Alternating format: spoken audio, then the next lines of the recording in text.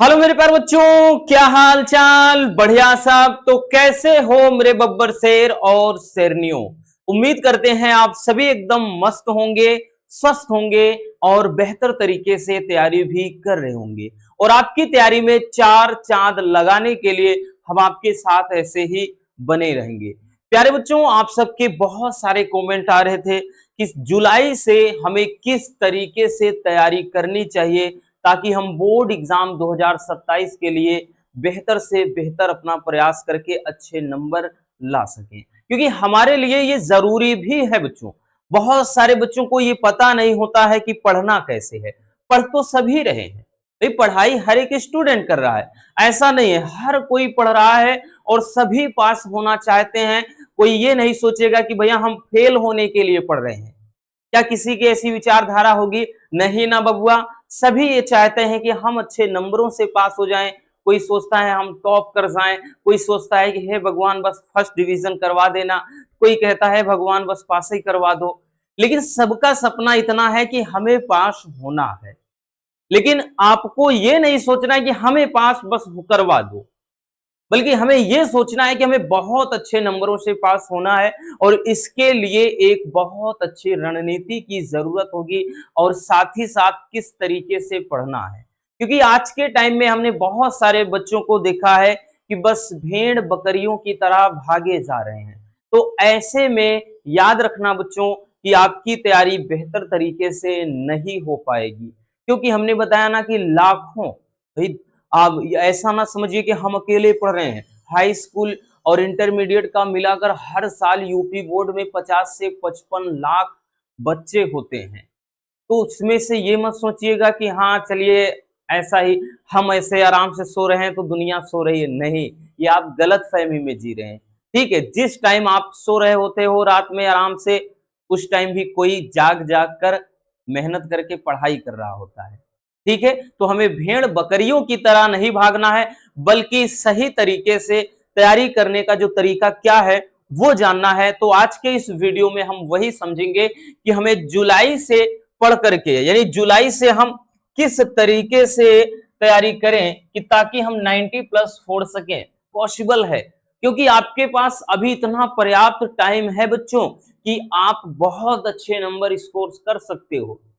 लेकिन आप सोचते हो कि भी जाने दीजिए, गर्मी भी पड़ रही है, उसके बाद धीरे धीरे जब मौसम ठंडा हो जाएगा फिर अक्टूबर से पढ़ेंगे। तो याद रखना, तब तो नैया लगभग लगभग आधी से ज्यादा डूब चुकी होगी। तो आपको ये काम नहीं करना है, जिनको करना है करने दीजिए। ठीक है, तो ये वीडियो आपके लिए रामबाण साबित होने वाली है।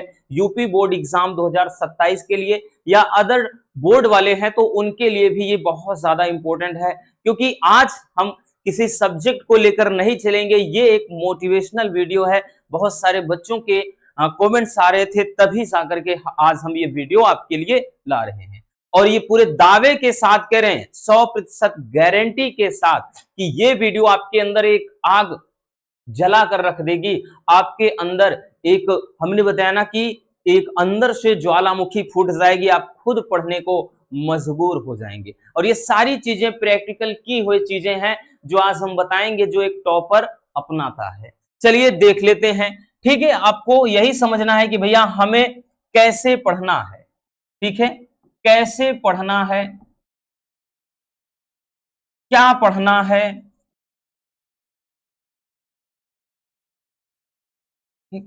कितना पढ़ना है, सारी चीजें, ये सब कुछ जानना है। ठीक भाई, पढ़ तो दुनिया रही है, हमने बताया ना। चलिए आज हम ज्यादा नहीं, 5 ऐसी चीजों को ध्यान में रखेंगे जो आपको समझना है, और यही 5 चीजें आपको अप्लाई करनी है। ठीक, सबसे पहला मेरे प्यारे बच्चों कि सभी सब्जेक्ट का सिलेबस क्या करना है, आपको पूरा करना है। यानी जो पहला चीज आपको करना है, तो पहली चीज आपको यह करना है कि सभी सब्जेक्ट का सिलेबस कंप्लीट। अब आप बोलेंगे सर ये तो हमको भी पता है, पता होता है सबको, लेकिन बस उनको याद दिलाना जरूरी है तो भाई हनुमान जी क्या है, हनुमान जी के पास असीम शक्तियां। कौन पुत्र हनुमान जी के पास असीम शक्तियां हैं, शक्तियों से भरपूर है। लेकिन जब क्या होता है कि समुद्र को लांघना होता है तो उस समय भी जामवंत जी क्या है, उनकी शक्तियों को याद दिलाते हैं कि हे हनुमान जी, आपके अंदर तो इतनी शक्तियां हैं, आप तो एक छलांग लगाओ, इस अथाह सागर को भी पार कर सकते हो, बस अपनी शक्तियों को याद करो। तो भाई उनके अंदर वही चीज, आपके अंदर वो शक्ति है, वो काबिलियत है बच्चों, बस जरूरत है उसको जगाने की। और जिस दिन वो शक्ति आपके अंदर से जाग जाएगी, उस दिन आप भी सीना फाड़ करके दिखा दोगे, ले देख मेरे सीने में क्या है, 90 प्लस स्कोर है। तो याद रखना, ठीक है। तो सबसे पहले आपको क्या करना है, जितना भी यानी आपका जो जितने हर सब्जेक्ट के प्यारे बच्चों, आपके पूरे पूरे हर सब्जेक्ट का जो सिलेबस है उसको कंप्लीट कर लेना है, सिलेबस पूरा कर लेना है, याद रखना। अब अभी इसीलिए तो बोल रहे हैं ना, पूरा है टाइम, और इसके लिए टाइम आप टेंशन ना लीजिए, ये हमारी भी आपसे ज्यादा हमारी भी जिम्मेदारी है, क्योंकि हमने बताया ना कि वन शॉट तो स्टार्ट कर ही चुके हैं।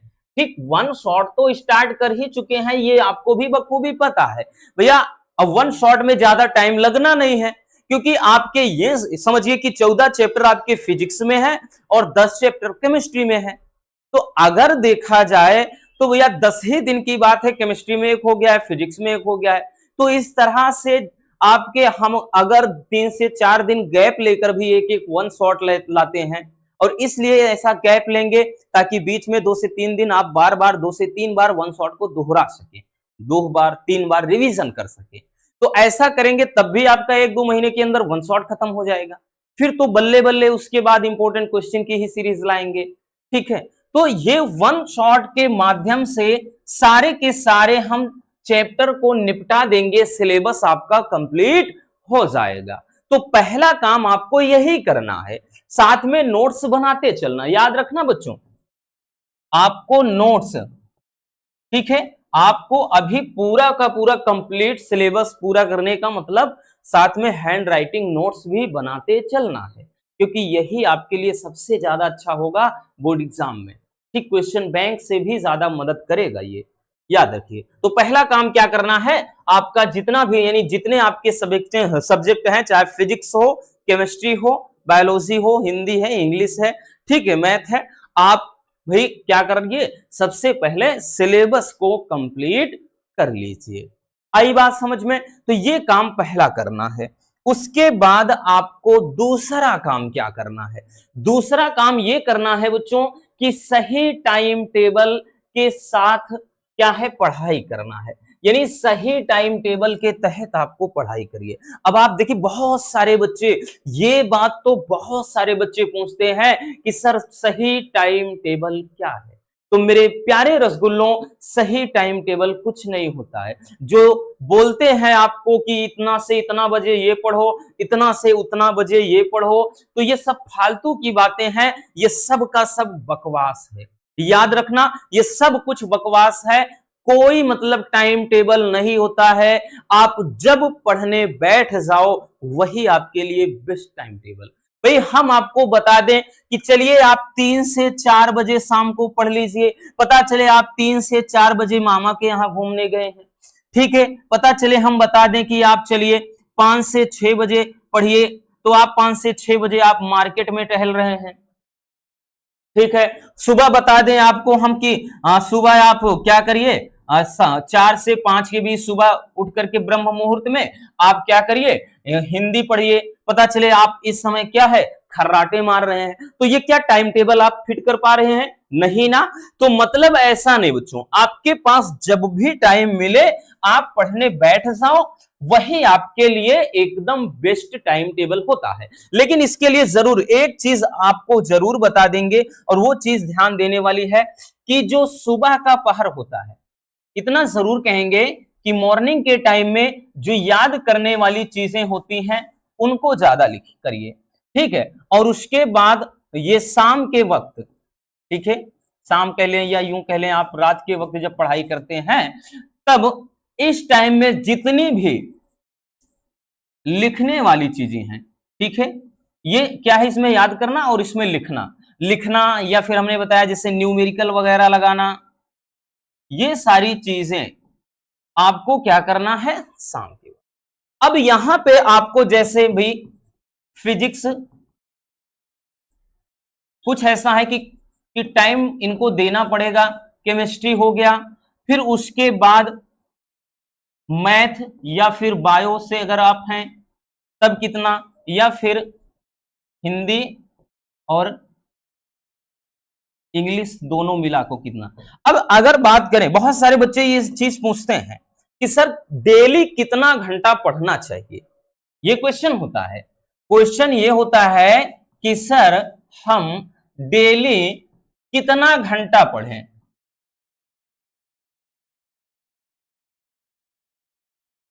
डेली कितने घंटे पढ़ें, ठीक है। ये बहुत सारे बच्चों के सवाल होते हैं, बहुत सारे बच्चों के दिमाग में ये क्वेश्चन चलते हैं कि सर हम डेली कितने घंटे पढ़ें।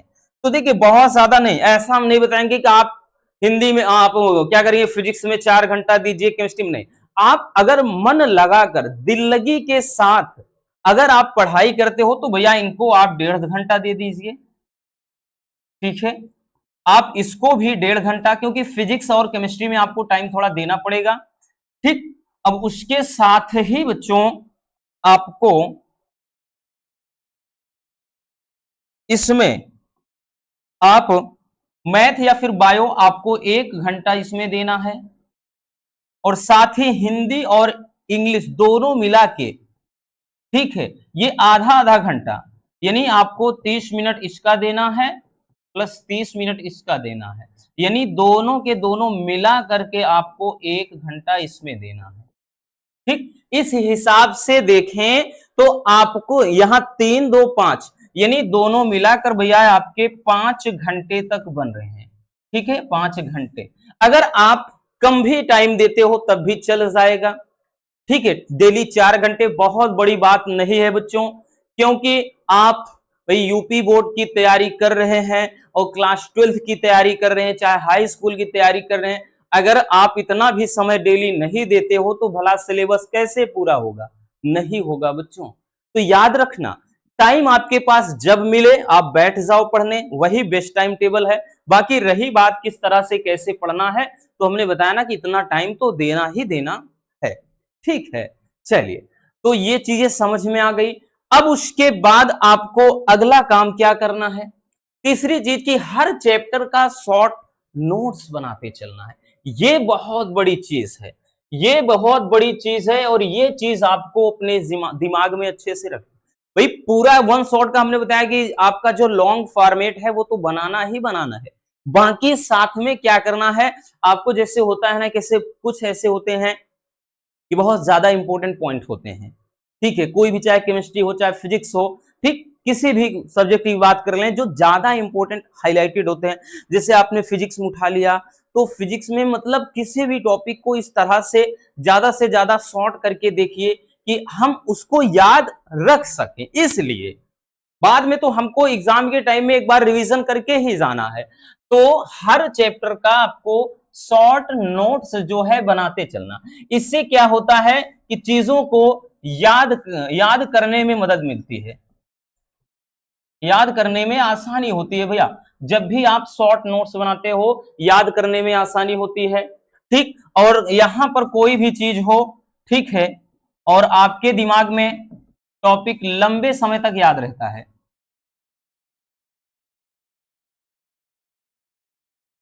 लंबे समय तक याद रहता है, याद रखना। तो ये कुछ चीजें होती हैं, तो इसमें ज्यादा कुछ नहीं करना, बस ये चीज समझ लेना है आपको कि तीसरी चीज ये है कि हर चैप्टर का शॉर्ट नोट्स बनाते चलना है, साथ ही साथ यानी इसका नोट्स बनाते चलिए, ठीक है। अगली चीज जो आपको समझनी है वो ये है कि एनसीईआरटी और यूपी बोर्ड की किताबों पर पूरा फोकस करना है। अब देखिए एनसीईआरटी तो सबसे ज्यादा, क्योंकि एनसीईआरटी के पैटर्न पर ही भाई आपका एग्जाम है। ये जो एनसीईआरटी पैटर्न है बच्चों, अगर आपने याद रखिएगा, अगर आपने एनसीईआरटी पर पूरी तरह से फोकस कर लिया तो मान के चलिए 90 प्लस तो भैया आ ही जाएंगे, क्योंकि जितने तरीके से क्वेश्चन बनने का, यानी जो तोड़ मरोड़ कर आपने देखा होगा कि अब थोड़ा केमिस्ट्री और फिजिक्स में कुछ लंबा फॉर्मेट ऐसा क्वेश्चन का बन जाता है कि एक कंपाउंड ए है, इसकी अभिक्रिया बी से बनाई जाती है, एक तीसरा कंपाउंड सी बनता है, यदि ए कंपाउंड का नाम इतना है तो ठीक है, तो ऐसे ऐसे करके मतलब लंबा चौड़ा सा घुमा देता है। तो इसमें होता क्या है कि कुछ बच्चे होते हैं कि वो गुमराह हो जाते हैं, तो उनको समझ में ही नहीं आता है कि हाँ इसको लगाना कैसे है। अब सीधा सीधा कहेगा कि हाँ ए इतना है बी इतना है तो सी क्या होगा, तो बच्चे रिएक्शन कर लेंगे। लेकिन एनसीईआरटी में होता क्या है कि थोड़ा उसी चीज को घुमा देता है। जैसे फिजिक्स में आता है तो भैया दे देगा कि एक तार की लंबाई इतनी गुनी है, इसको खींचकर इतना कर दिया जाता है, तो इसका मतलब प्रतिरोध क्या हो जाएगा। तो ऐसा करके क्वेश्चन वगैरह कि नया प्रतिरोध इतना है, खींचकर इतना कर दिया जाए, पुराना प्रतिरोध क्या हो जाएगा। तो क्वेश्चन को घुमा फिराकर पूछने का जो तरीका होता है वो एनसीईआरटी का है। और एनसीईआरटी में ही हमने बताया कि अगर आपने एनसीईआरटी के क्वेश्चन को लगा लिया, एनसीईआरटी के बुक को पूरी तरह से एकदम फिनिश कर दिया, तो मान के चलिए आपकी बल्ले बल्ले है, आप बहुत अच्छे नंबर लाओगे। और साथ ही साथ यूपी बोर्ड की जो अदर बुक हैं, ठीक है, आपके पास है, जैसे होता है ना कि के एन शर्मा है, केमिस्ट्री में है, फिजिक्स में पी बहादुर है, ठीक है, और जो बोलते हैं मतलब और भी हैं, तो उनपे भी थोड़ा ध्यान देना है आपको। वहां से आप प्रैक्टिस करिए, न्यूमेरिकल लगाइए, और जरूरी नहीं आप जैसे जिस भी बोर्ड से हैं उस बोर्ड की किताबों पर फोकस करना है। तो भैया ये तो यूपी स्पेशल है, इसलिए हम यूपी स्पेशल की बात कर रहे हैं। ठीक समझ में आ गया। तो ज्यादा से ज्यादा एनसीईआरटी बुक पर फोकस करना है, क्योंकि एनसीईआरटी बुक पर अगर करते हैं तो यहां से 100% मार्क सिक्योर हो जाते हैं, यानी 100 में 100% आपके अच्छे मार्क आएंगे, इतना तो डेफिनेटली एकदम फिक्स हो जाता है। ठीक है ना। तो ज्यादा से ज्यादा आपको दिल लगी करनी है एनसीईआरटी, है ना। तुम्हें दिल लगी भूल जानी पड़ेगी, बस एक बार दिल लगा के तो देखो। बस दिल लगाना है भैया एनसीईआरटी बुक पे ज्यादा से ज्यादा। ठीक। और अगली चीज, अगला पॉइंट क्या है बच्चों, अगला है कि साप्ताहिक टेस्ट दें, ये बहुत जरूरी है। अभी आप वीकली टेस्ट देते रहें, लंबा नहीं, अभी ये नहीं कहेंगे एक महीना, अभी तो ज्यादा से ज्यादा मतलब थोड़ा थोड़ा आप पढ़ रहे हो, एक एक दो दो चैप्टर भी आप देख रहे हो, एक चैप्टर आपने खत्म किया तो आप उसको पहले एक से मतलब 2 बार 3 बार रिवीजन कर लीजिए, और रिवीजन करने के बाद क्या करिए, उसके फटाक से आप टेस्ट दे दीजिए, यानी उस चैप्टर के आप न्यूमेरिकल को पूरा लगाइए, क्वेश्चन आंसर मतलब पूरा जो क्वेश्चन है उसको देखिए, ऑब्जेक्टिव क्वेश्चन यानी बहुविकल्पी प्रश्न देखिए। तो यूं समझना क्या है, आप यूं ऐसा माइंड सेट साथ लेकर के बैठिए कि हम बोर्ड एग्जाम में ही बैठे हैं, और इसी माइंड सेट के साथ आप क्या करिए, अभी वीकली टेस्ट दें, ठीक, साप्ताहिक टेस्ट दें, बाकी साथ साथ तो वो तो मंथली देना ही है, लेकिन अब ज्यादा से ज्यादा भी साप्ताहिक यानी हर सप्ताह टेस्ट दीजिए।